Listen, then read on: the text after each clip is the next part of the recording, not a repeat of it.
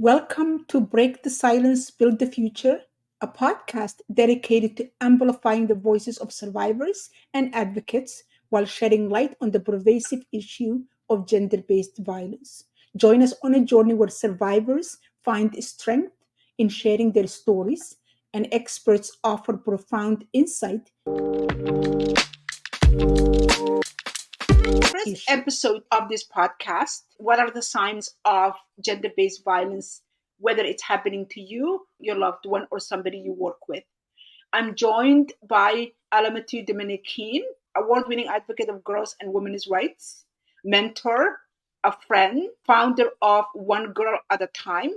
She's joining me all the way from London, UK.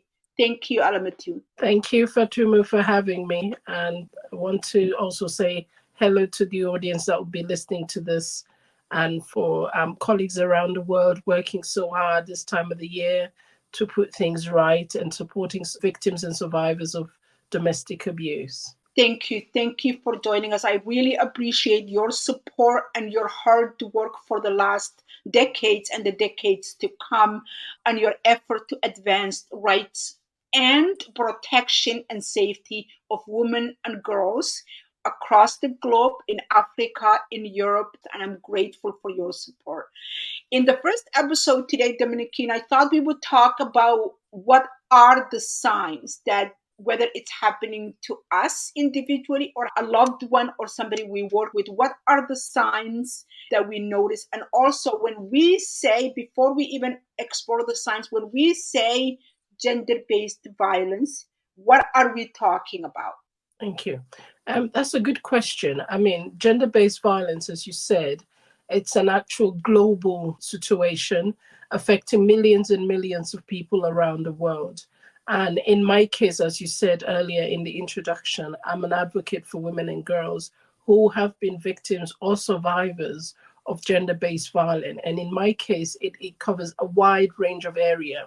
The word itself, gender-based violence, encapsulates so many issues. But as you said, it's a terminology that we often use to describe abuse that's either targeted at an individual or a person, but there could also be a collective approach to it as well.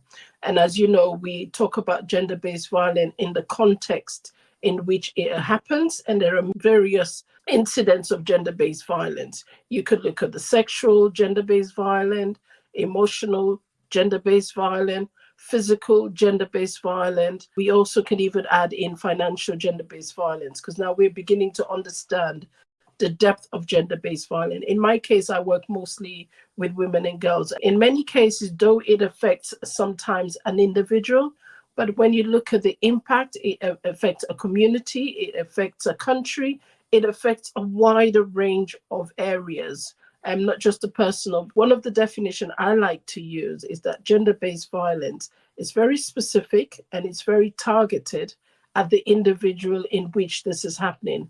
And also when it happens within the confines of misogyny or structural factors like patriarchy, social norms that have been designed to actually keep certain groups, in this case, women and girls.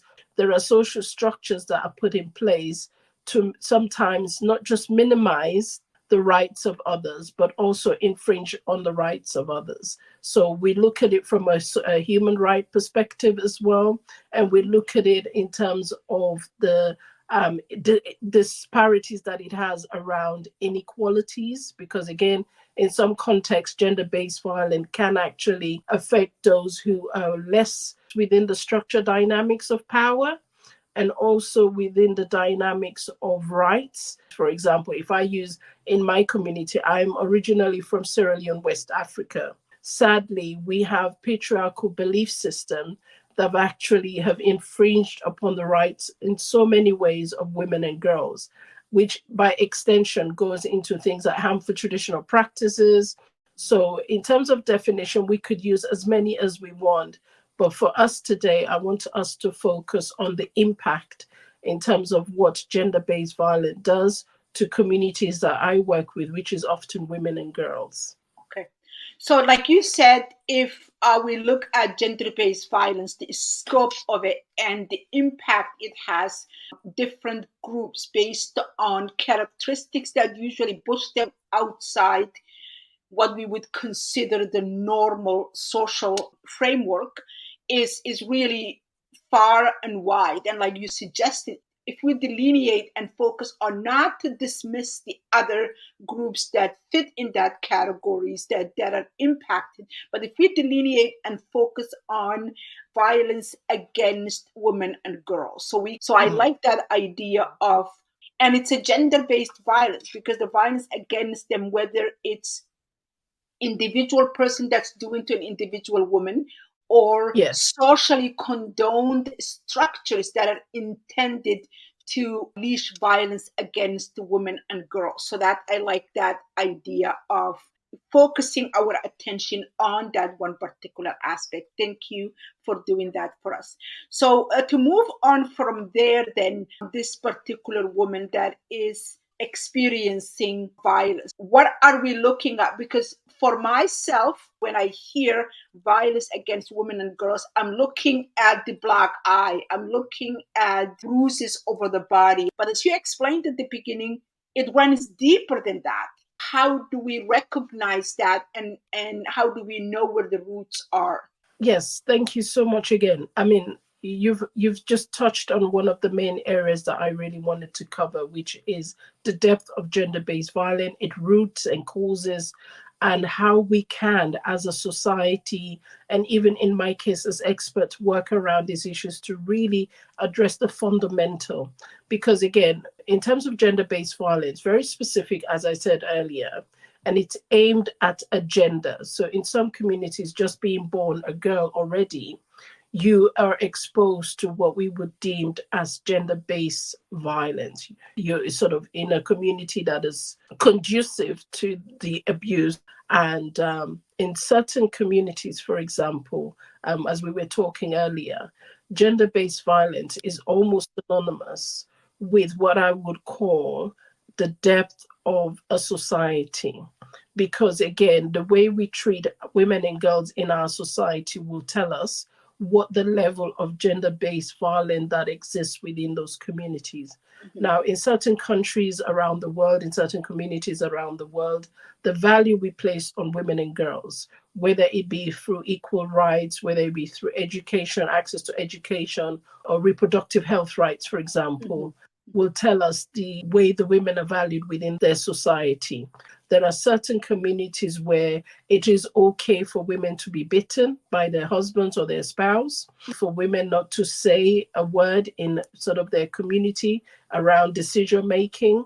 And every decision that's made within that family, it is more or less done within the male structure in terms of power. In terms of access to finance, for example, we know in certain communities, because just being the woman, you have no access to that. You cannot go to work. You have to solely depend on your spouse or your husband. And this is just how the societies within these structures have a sort of design. So it's very difficult for women to see themselves moving further. When we're looking at gender-based violence, it's important for us to look at context by context, countries by countries. We have the universal declarations, we have the universal data that shows, for example, 1 in 4 women globally is likely to be a victim of gender-based violence once in their lifetime.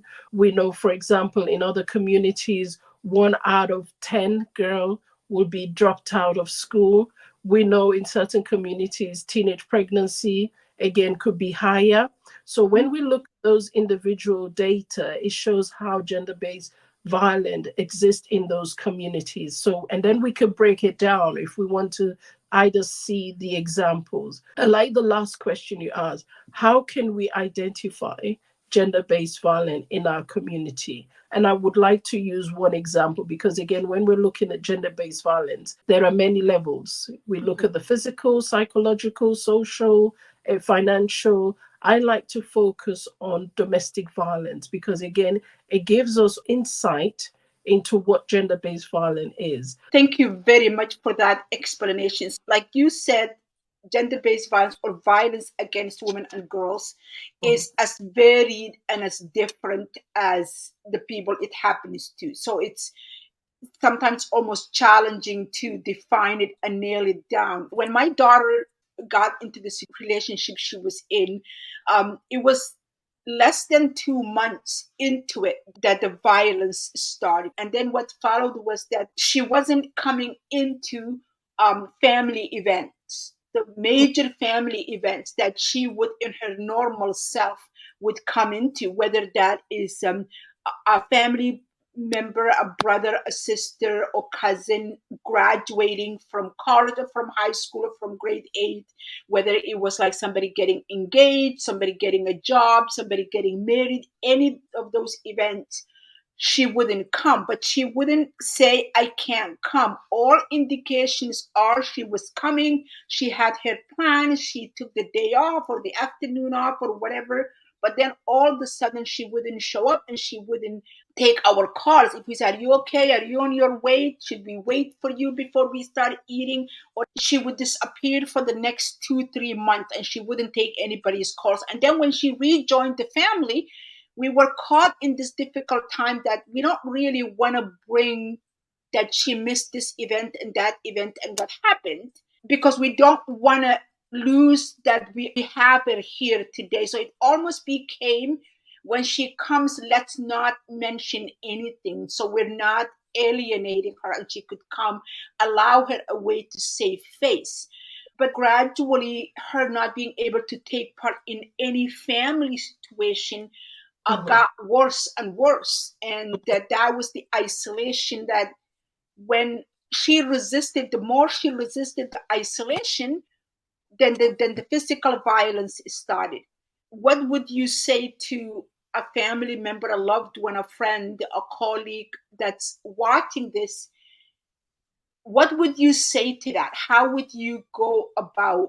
Because now looking back, I'm thinking maybe we should have done this or we should have done that. So it's like only Yeah. if that we are.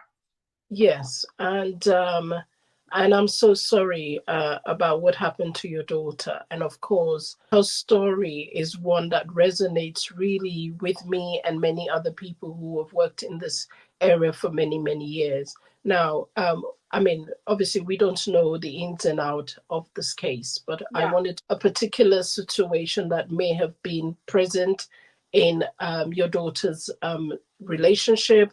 Now, in the UK, legislation was passed called the coercive control. Because one of the things we've seen in gender based violence and gender based abuse, when we talk about domestic abuse, is coercive control behavior. And in that case, what usually happens is, and I would like to use the terminology of the perpetrator, whoever does this to the other will be the perpetrator and then the victim. This might not be the situation of your daughter, but it's similar to many that I have seen in the past. When it comes to coercive control behavior, it is a pattern of behaviors, not just one, but it's a series of behavior. It's usually very charming at first, very loving, caring at yeah, first, to a point where the victim may not even know that they are being groomed or being led down a path of where somebody is trying to control them as an individual.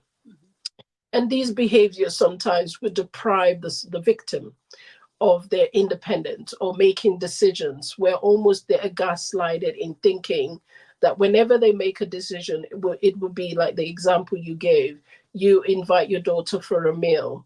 Let's say, for example, they would have had a fight the night before and she probably has a bruise and he doesn't want family to see the bruise. Or what they will do is pick on something that would make it very difficult for the victim to actually leave. For example, if they know you can't drive and they've often driven the victim to, say, to the restaurant or to the family home, they would have said, yes, I will take you. And at the last minute say, cannot take you anymore. You can go on your own. And obviously, clearly knowing that the person cannot make that trip, withholding finances that would enable the individual to get a taxi to visit their parents. So there are certain things the perpetrator would actually do. And often would be very sympathetic, apologetic.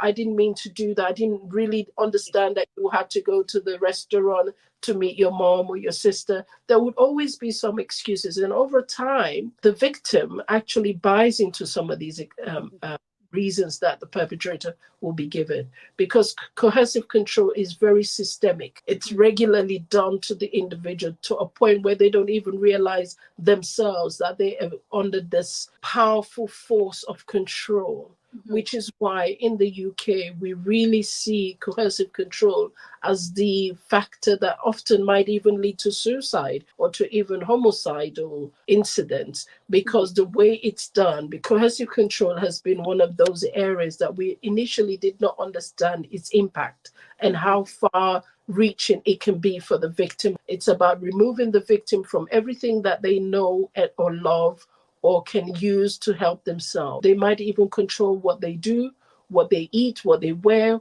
That is almost taking away the decision making powers away from the victim. Mhm. It also would mean they spending more time with the perpetrator. So if they were going out on the weekends, most times to meet with their friends, that will reduce. They might monitor their phone calls. They might interrupt them. If, let's say, they're talking on the phone, there would always be some kind of an interruption.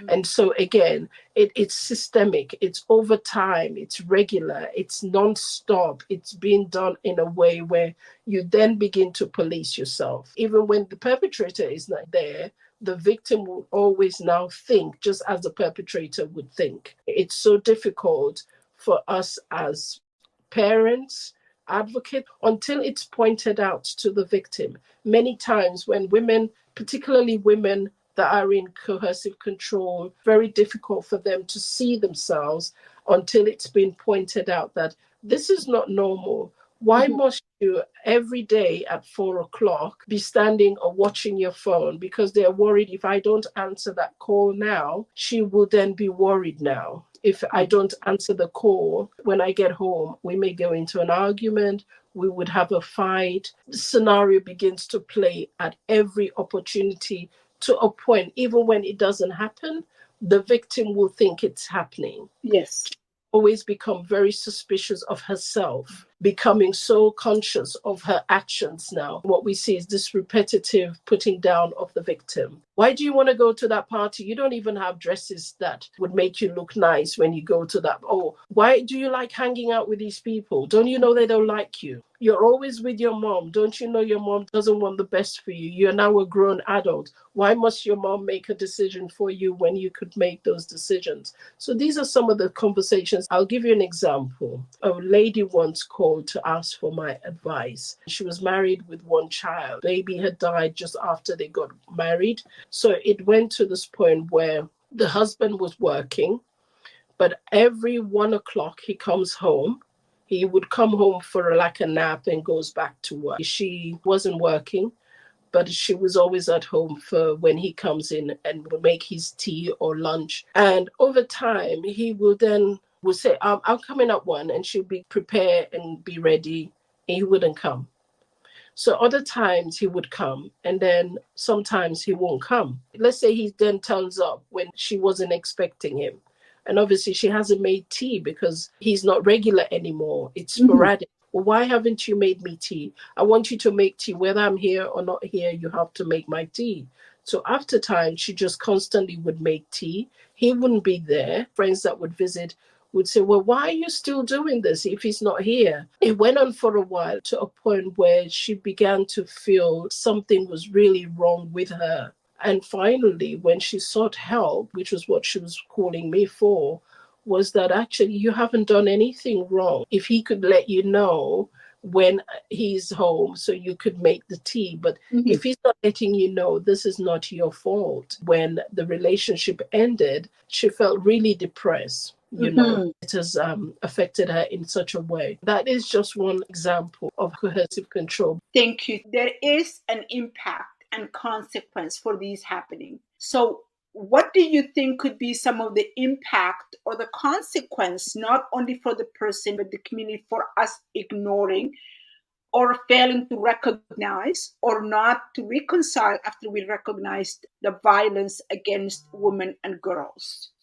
Yes, over time, we see the impact of gender based violence on an individual, and then on a community, and perhaps on a country. So many countries around the world, particularly in the developing world, the incidences of child marriage destroyed entire generation of young girls before they're even women, forced into marriage or having children before they're adults. We know it causes things like poverty. It causes things like high level of illiteracy, girls not being able to go to school as a result of being forced into marriage that they're not ready for. We know the incidence of gender-based violence in terms of the economical cost a lot of money for women accessing services and support. We know every case of domestic abuse, it means somebody, a child, a family, a whole community will be destroyed by the impact of that individual. If I use an example,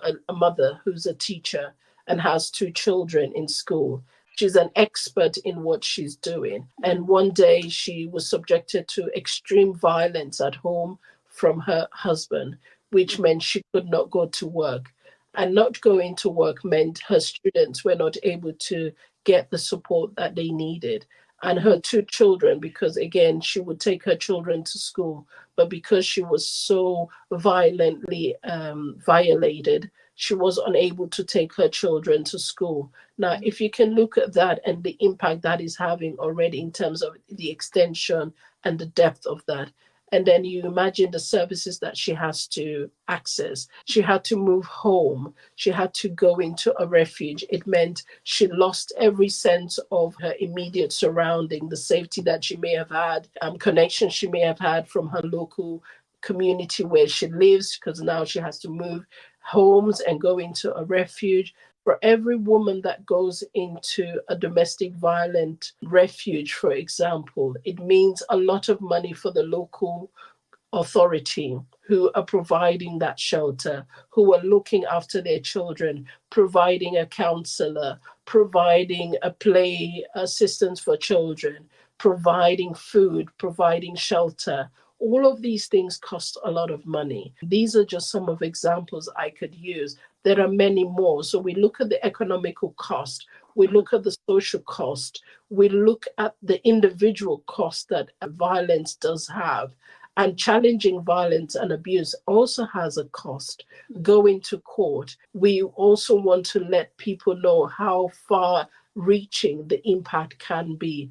Using your examples, gender based violence in general, it impacts an individual person. Like you said earlier on, it's targeted and sustained abuse against an individual. But the consequence, the outcome of that abuse doesn't stay just with the individual. It's like throwing a rock in a water and watching those ripples go out, and it affects children of that person, the other family members. It affects the community they live in because they might not be able, like that teacher, to show up to work to provide services. Also, there is an economic impact for this person is not fully functioning member of the community, and also we need to take care of their needs financially, even though if it's not the best thing. And then there is a cost when we have to go through the court. So there is this, ripple effect that's real, not assumed, not imagined, but real, economically, psychologically, and socially impacting. When we see that, it's almost cheaper and far more valuable to have resources and support in place, both the victim and community at large, so we can get to the issue before it gets to where my daughter's situation got to. I'm in Ontario and I consider myself somebody who's aware of what's available in the community, who has a professional job, who's resourceful in getting services. But when my daughter finally decided that she was going to leave, it's been really challenging figuring out where resources are, and also finding sustained resources that will move from leaving the violent situation to reestablishing herself, whether that is housing support, psychological support, legal support. and even providing the person for full scope of the risk they're in, giving them some kind of risk assessment. Yes, we have some supports that are in place. We have a shelter in the city, we have support for women and here and there, but it's fractured in small pieces, small doses, and it's not like an umbrella. So somebody like me who is now, unfortunately, after tragic loss, realizing that this really fracture is where the issue is. How do we go about so we could have linear and sustained and connected support and resources rather than pockets of fractured unsustainable support? Again, we don't always have to wait to a tragic event for us to act. For me, is to actually give people an image in terms of the numbers. And then you see why it's so important for us to invest in domestic violence services and the provision that that provides for victims. Now, it says in the United States that 10 million people have experienced domestic abuse annually in the United States. And I would like to think that could be similar to what is going on in your country and in my country, in the UK. Mhm. And it says 1 in 3 women and 1 in 4 men at some point would have experienced some form of physical abuse, which means they would require some medical assistance. And you look at the depth of that. Domestic violence is psychological, physical, it's sexual, it's verbal, it's emotional. It affects a wide range of one's life and their community. So investing in services is crucial. Having a holistic service in the United Kingdom, for example, it would take somebody asking for help 25 times before a victim can seek for help. And in that time, when they do seek for help, it's so important the help that they are seeking. So, not just providing the shelter, often you have to work through the criminal justice system and getting medical assistance and educating victims as well about their circumstances. In fact, is where we spend most of our time empowering them to stay away from the abuse that they're going through. It requires expert support, psychologists, psychiatrists. It would involve mentor, it would involve a teacher, and often you need to work with these services in order to feel supported. So it's so important that we invest in domestic violence services, not just providing a shelter. If you're going to provide a shelter, is ensuring that the victims that go into these shelters get all the support, provide a holistic support. In the UK now, every local authority is now required by the government to have services catering to the needs of domestic violence victims. The government has passed a law for the first time considering the impact that domestic violence is having on children. We know also that a lot of particularly Black and ethnic minority women, single women, are more likely to face domestic violence in an intimate partner situation.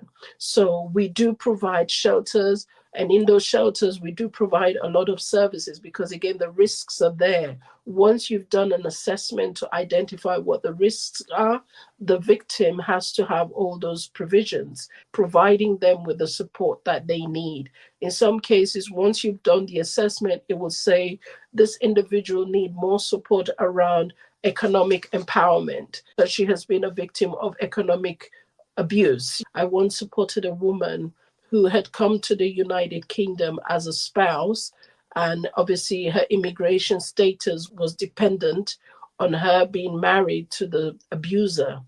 And initially, what the abuser did was withhold her documents. So she had no passports, nothing whatsoever in terms of her identity. And she was slightly concerned about, and one of the reasons why she did not leave, because the abuse began from the first day she entered the United Kingdom. She was constantly abused, and she could not do anything about it because she felt had she gone to the police, it meant her immigration status would be revoked. And so what we did was to help her within her own right, because again, we have legislation here in the UK that enables somebody who has entered the United Kingdom as a spouse to get some kind of reprieve. It's not for long, it's usually for 3 months, but it's a reprieve nonetheless, to make them think, do I want to now stay in the UK, or would I like to go back to my home country? Within that 3 months, it allows advocates, agencies to get involved, either considering looking other options that may be available, perhaps seeking asylum on the grounds that she's a victim of abuse. In accessing support, we were able to establish an option that she had, which meant she could stay in the UK and even work in the UK. And the next thing was to find employment by registering her with a recruitment agency that was able to find her work. Thank you so much. What you explained there, it looks like compared to what we have at the very least in Ontario, I'm not sure about the other provinces.